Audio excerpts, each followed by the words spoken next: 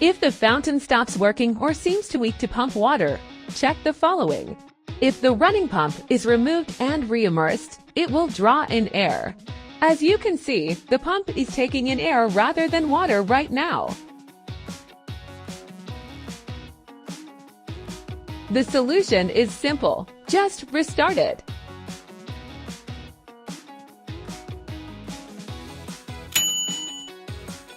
If restarting doesn't work, check whether the pump or filter is clogged. Cleaning it thoroughly and replacing the sponge and filter with new ones.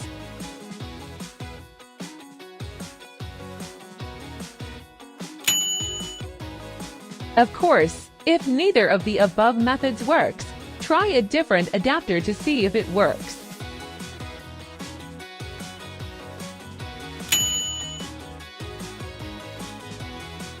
If the problem persists, please contact us for a free replacement.